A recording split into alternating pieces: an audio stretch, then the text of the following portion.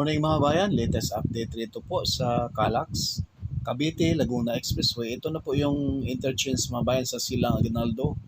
Ayan, yung way na yan, paakyat ng Tagaytay. Dito kayo mag-exit mga bayan kapag galing ka yung Kawit, no?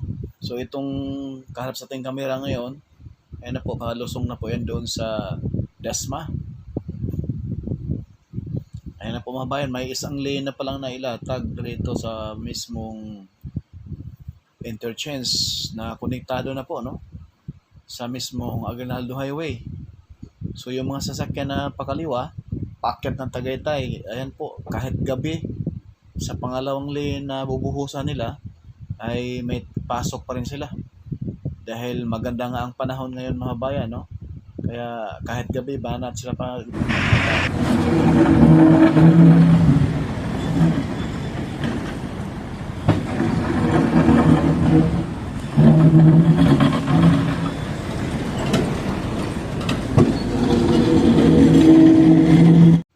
So ito na po yung drone shot natin. Yung building na puti na yun mga bayan, andyan po yung stoplight. So kung kayo ay papasok sa papuntang Kawit, dito po kayo papasok mga bayan. Papasok kayo dyan sa rotunda. Yan. Dahil ito ngayon ay napakalaki yung progress ay naidugtong na po, no? Yung mismong Silang Aguinaldo to Governor's Drive. May konting inaayos na lang mga bayan. So yung pinaka toll gate sa dito sa Silang ay may ilaw na. At abang-abangan na lang natin nito mga bayan kung kailan ang eksaktong araw ang pag-open ito, no? Sana ganito din ang gagawin sa SLEX Tier 4 na ina-update din po natin, no? Segment by segment ang kanilang pag-open. Ang problema nga lang sa SLEX dahil yung pinaka-entrada sa SLEX ay yun pa yung nahuli. Pero next update natin drone mga bayan, asahan nyo, abangan nyo. Sigurado simentado na yung Santo Tomas Interchange dahil may mga B-scores na po na silayan natin, no? Yung last update natin roon. Ayan po yun mga bayan, oh. Ayan po yung baba. Diyan po kayo papasok sa bandang right side. Yan po yung entrada going to Governor's Drive, no?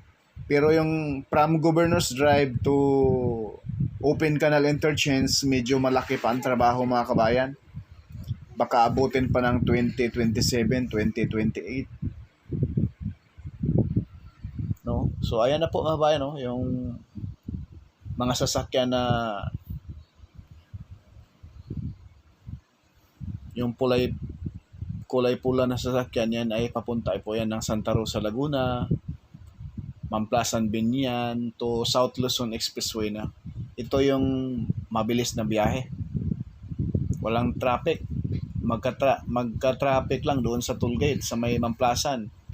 Medyo doon ay mahirap magsalita. Maunawaan nyo kung kayo ay makadaan rin pagdating doon sa may bandang Mamplasan, no? Yung toll gate roon. So ayan po yung baba mga bayan, no? Namuti na. Ibig sabihin ay yung medyo kulay brown, kulay itim, bandang right side, ayan ay bagong buhos. Yung kulay puti na yan, yung last week, no? Last 2 week ay tapos na yan. Ayun po yung na update natin rito, na upload natin nung last 2 weeks dito. Kung tayo ay nag-upload rito mga bayan. Ayan po, zoom natin konti. Yan, 2 lane na. May tabo na parang trapal yan, no? Baka daw di umano yan mga bayan. Protection di umano yan sa sobrang init para hindi magbitak-bitak yung concrete cement. Sana all. May isang lane pa, kulang. Bali, 3 lane pala yan dyan mga bayan sa area na yan. Yan kasi po ay papasok yan sa papuntang Kawit, Cavite. Yung portion na yan. So, ibig sabihin, kapag galing ka ng SLEX, galing ka na, ma-exit ka ng Patagaytay, dito pala talaga ang pasukan, no? Yung tollgate na ito sa gawing right side. So, yung isang tollgate sa bandang kaliwa, ayan no, kita natin doon mga bayan, sa bandang taas sa right sa left side. Yan po ay kapag ikaw ay galing ng Kawit, Cavite, papunta ka ng Silang, papunta ka ng Tagaytay. Doon po kayo mag-exit mga bayan. Ayan, medyo nagka-traffic oh. So ngayon mga bayan, narito tayo sa Barangay Adlas. So pasadahan natin from here going to Governor's Drive. Look at that, napakakinis naman ng semento. Ang ganda. Ganda tingnan mga bayan, ang sarap dito dumaan pag ito ay mabuksan na. Yun nga lang mga bayan, medyo malikabok pa dahil yung mga buhangin galing sa gilid. Pag pumapasok yung mga dump truck na magbubuhos, mga mixer truck, ay yung mga lupa, tinatangay, papasok dyan sa sementado na. Ayan o, sementado na to lahat mga bayan. Yung gitna ay hindi nila semento dahil maglalagay sila dyan ng drainage. May drainage na nga yan. Tapos, yan na po yung Center Island Valley. 2x2 lane po ito na expressway, no? At ito po ito daw di umano ang makatulong sa pag-improve pa. Ayan po, bandang kanan, isang block, hindi pa na semento. Pero, nakapiranggot lang yan. Ayan, no? Kadalasan ay sementado na. Kaso, balot na balot nga lang sa likabok. Ito ay approaching na po ito mga bayan doon sa Governor's Drive. Bago ang lahat, paki-like, share, follow at subscribe po. Paki-hit na rin yung notification bell, yung all, upang lagi tayong updated pag may mga bagong videos tayo na may upload. Sana all. Yung kanilang Center Island mga kabayan, para mabilis, ayun po, dito na pala nila pinuporma, binubuhusan. Napaka-bright idea din. Dahil hindi na magkarga, latag-latag dyan mga bayan. Ang ilalim ng Center Island, drainage. Tsaka baka mga wiring, no? May kulang pa nito mga bayan yung railings mismo, yung bakal, yung alloy, sa gilid nitong, siguro baka next update natin, may mga railings na ito. Dito mga bayan, masisilayan po ninyo ay balot na balot po ng yung semento, balot na balot ng lupa. Kaya sobrang alikabok. Akala nyo hindi ito sementado na, matagal na. At ito ay hanggang doon na to mga bayan, sa mismong Governor's Drive. Kumbaga ang paspasan ngayon ang gawa yung doon sa Silang interchange dahil yun nga mayroon pang 2 block doon na hindi pa nabuhusan. Pero kahit gabi mga bayan, nasilayan na naman kaganina, no? Kahit gabi, talagang nagbubuhos sila. Nagtatrabaho. Kaya ibig sabihin, minabadali na talaga ito ng kontraktor. Dahil dapat ito ay bukas. Binubuksan bago magpasko noong 2025. Sa kasamang palad, sa laging may kalamidad, bagyo, ulan. Kaya medyo nantala. Pasensya na. Mayroong sa bandang kaliwa natin, nasilip natin, isang block. Mga 10 meters lang. Bubuhusan pa yon. So, ayan po yung kaharap natin. Yan po yung tumatangay, nagdadala ng mga putik mga bayan rito sa expressway. So, ngayon mga bayan, sementado na yan hanggang Governor's Drive interchange, no? So, ngayon, ipakita ko na po sa inyo yung Governor's Drive. Wala nang drone shot, ground shot lang tayo.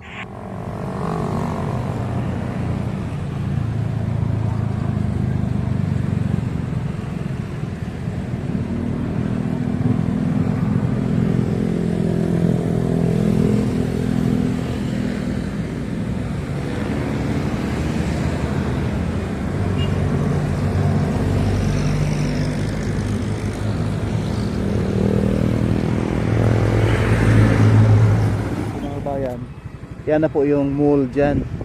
Dyan na po idudugtong yung Calax sa may Centennial Road. Dyan sa mall na ito, Ayala Mall. Ayan na po yung design mga kabayan. May mga exit na po siya. Next update natin ito, mayroon itong semento, sigurado yan.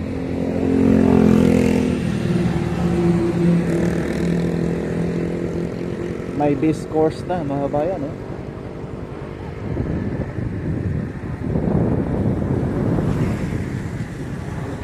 So sa ditong portion na ito mga kabayan, sa kung saan tayo nakatayo, ito ay magkakaroon rito ng stoplight sigurado dahil delikado bago mag Kawit Interchange. Ayan na po yung Kawit Interchange mga bayan. May base course na rin. Asahan natin, sementado na to. Next update natin. Ayan o. May pailaw na rin sila mga bayan o. Ang laki ng progress. Grabe. Wow.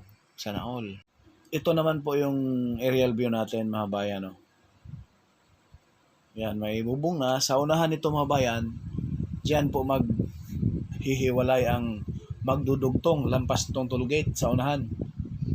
Magdudugtong ang Cavitex-Calax Link Expressway. May habang 1.3 kilometers. So ayan na po, may ano na yan, pailaw na rin yan, mga bayan. So ito na po yung portion ng Cavitex, no? Yung tapos na, yung Skyway na yan, ang gumagawa dyan, EEI Corporation. Shout out, pang world class talaga. Grabe gumawa, parang Japanese contractor. Parang Marikina flood control mga bayan. Napakinis. Ang kinis, grabe. So ayan dulo mga bayan, yan na po yung ano na yan, tambak dyan na lupa. Yan na po yung diretso na po yan. Ayan po yung kulay blue doon sa dulo. Yan na po yung Cavitex tollgate. So ayan po, dito na lang po yan tinatapos na mga bayan. No? Ayan na po, may base course na. So next update natin, same doon sa tollgate sa Kawit, ay simentado na ito. Sigurado yan. EEI pa. Pang world class yan. Maraming project yan doon sa Ibayong Dagat. Napakatindi gumawa. Parang Japanese. Ang bilis gumawa. Napakaraming manpower. Ang tindi ng mga heavy equipment. May vlog po tayo dyan mga bayan nung hinukay pa lang yung mga poste dyan. Parang kailan lang, isang mga 9 months ay nakatayo na sila nito na Skyway na yan. Ganun kabilis gumawa eh. Grabe. Baka naman sa mga empleyado ng EEI, mag-like and share, subscribe na rin kay Polka Studio. Ayan po mga bayan, may pailaw pala oh. Ayan po mga bayan, last update natin rito eh, may mga marker. Anong ibig sabihin yan? Ayan mga bayan oh. May marker. Parang PNR. May mga marker. Yung marker na yan, dyan ilagay yung release. Expressway ito eh. Bakit eh, ganoon? Paki-comment down below mga bayan sa mga eksperto, bakit may marker na kulay pink.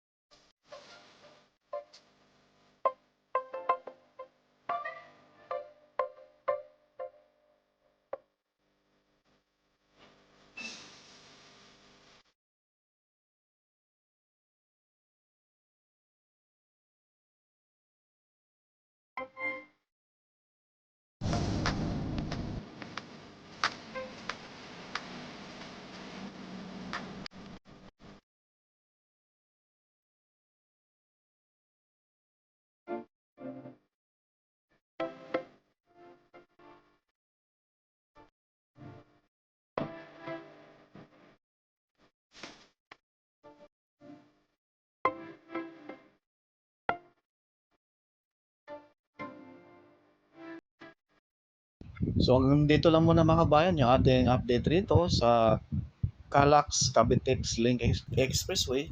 Puro ka studio hindi man sikat pero nag-aabot naman ng balitang tapat. Grabe! Ayayay!